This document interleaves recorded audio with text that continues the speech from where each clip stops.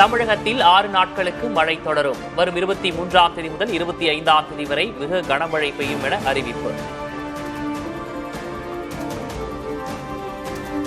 அதாவது அடுத்த 6 தினங்களுக்கு தமிழகத்தில் அநேக இடங்களிலும் புதுவை மற்றும் காரைக்கால் பகுதிகளிலும் மழை பெய்யக்கூடும். 23 25 அக்டோபர் தமிழகத்தில் ஓரிரு இடங்களிலும் புதுவை மற்றும் காரைக்கால் பகுதிகளிலும் கன முதல் மிக கனமழை பெய்ய வாய்ப்புள்ளது. வரும் 21ஆம் தேதி காலைக்குள் மீனவர்கள் கரை திரும்ப வேண்டும். சென்னை வானிலை ஆய்வு மையம் அறிவிப்பு. முதலில் ஆழ்கடலில் உள்ள மீனவர்கள் 21ஆம் தேதி காலைக்குள் கரைக்கு திரும்ப வருமாறு கேட்டுக்கொள்ளப்படுகிறார்கள்.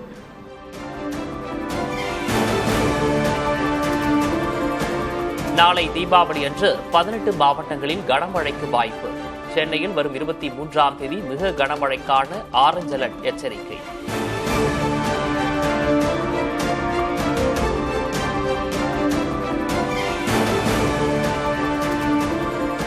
மழைக்காலங்களில் மொபைல் போன், எலக்ட்ரானிக் பொருட்களுடன் நடமாடுவதை தவிர்க்க வேண்டும். மின்னல் தாக்கும் அபாயம் உள்ளதாக வானிலை ஆய்வு மையம் எச்சரிக்கை. மின்னல், இடி கேட்கும் போது நிச்சயமா இங்க ஒரு எச்சரிக்கை உணர்வோட நம்ம வெளியில போறது தவிர்க்கணும். ஒரு மொபைல் போன் எடுத்துட்டு வெளியில போறதோ இல்ல எலக்ட்ரிக்கல் அப்ளையன்சஸ் எல்லாம் கொஞ்சம் ஸ்விட்ச் ஆஃப் பண்ணி வைக்கிறது பெட்டர். அந்த மெயின் பிளக் பாயிண்ட்ல இருந்து எடுத்து வைக்கிறது நல்லது. மோஸ்ட்லி நம்ம வெளியில போய் அந்த சமயத்துல இருக்கிறத தவிர்க்கணும். குற்றால அருவிகளில் 4வது நாளாக ஆர்ப்பரித்து கொட்டும் வெள்ளம். சுற்றுலா பயணிகள் குளிக்க தடை நீட்டிப்பு.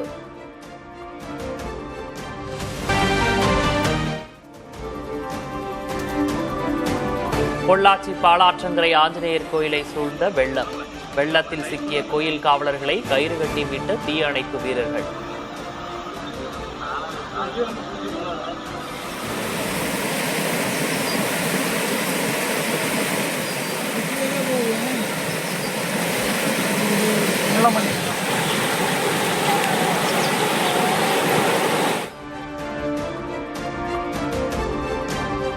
தொடர் கனமழையால் திருமூர்த்தி மலையில் வெள்ளப்பெருக்கு. அமனலிங்கேஸ்வரர் கோயிலை சுற்றி ஆர்ப்பரித்து பெருக்கெடுக்கும் வெள்ளம்.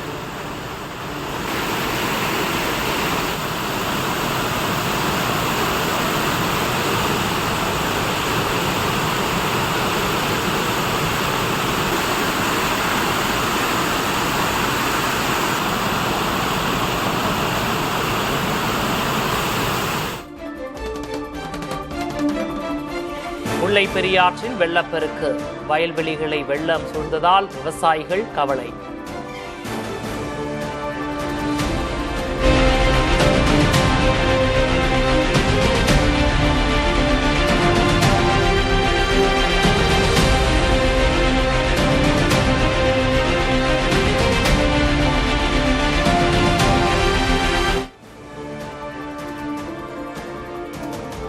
கேரள மாநிலம் இடுக்கியில் கனமழையால் பெருவெள்ளம். வீடுகளை தண்ணீர் சூழ்ந்ததால் மக்கள் தவிப்பு.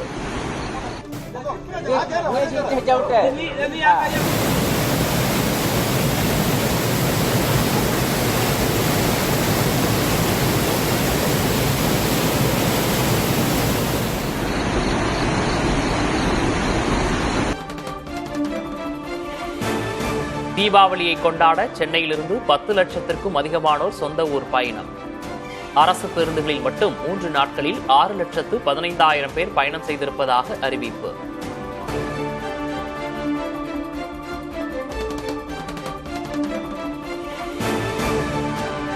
தீபாவளி பண்டிகையை உற்சாகமாக கொண்டாட தயாராகும் மக்கள். கடைசி நேர ஷாப்பிங்கால் மக்கள் வெள்ளமாக மாறிய கடை வீதிகள்.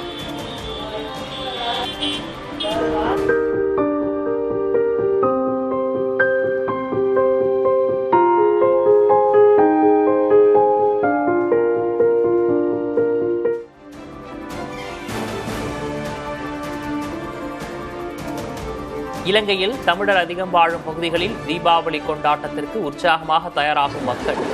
கொழும்பு, யாழ்ப்பாணம், மட்டக்களப்பு பகுதிகளில் புத்தாடைகள், பலகாரங்கள் விற்பனை விறுவிறுப்பு.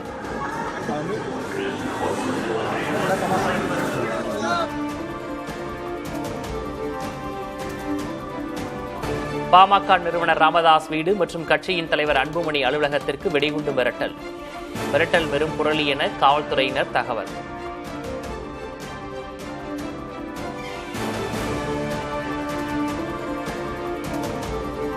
வயதான பெற்றோரை கவனித்துக் கொள்ள அரசு ஊழியர்களுக்கு தெலுங்கானா மாநில முதல்வர் ரேவந்த் ரெட்டி அறிவுரை.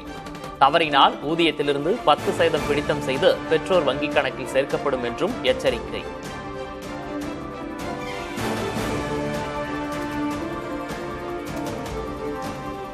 மத்திய அரசின் PM ஸ்ரீ திட்டத்தில் கேரள அரசும் சேரும் என அந்த மாநில பொதுக்கல்வித்துறை அமைச்சர் சிவன்குட்டி அறிவிப்பு. கல்விக்கான நிதியை பெறவே சேர்வதாகவும் தற்போது பின்பற்றும் கல்விக் கொள்கையில் மாற்றம் இருக்காது என்றும் விளக்கம்.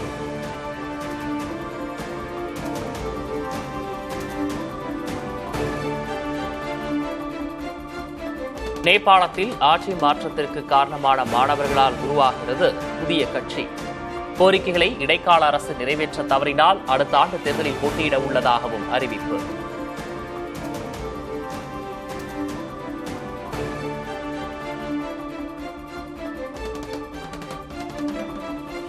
காசா எல்லையில் உணவுப் பொருட்களுடன் நீண்ட வரிசையில் காத்திருக்கும் வாகனங்கள். பிணை கைதிகளின் உடலை ஒப்படைத்தால் மட்டுமே அனுமதிக்க முடியும் என இஸ்ரேல் திட்டவட்டம்.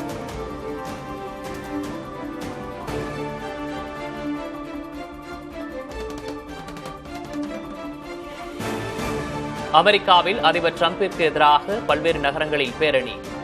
சர்வாதிகார போக்கில் செயல்படுகிறார் என்றும் அவரது கொள்கைகளால் நாடு சீரழிவதாகவும் முழக்கம்.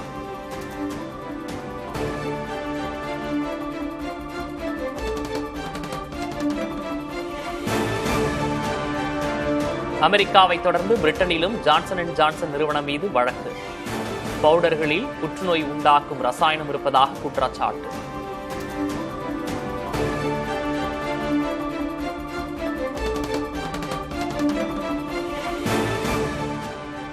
மெக்சிகோவில் வித்தியாசமான வேடங்களில் ஊர்வலமாக சென்ற மக்கள். வருடாந்திர ஜோம்பி வாக் திருவிழாவில் நடனமாடி கொண்டாட்டம்.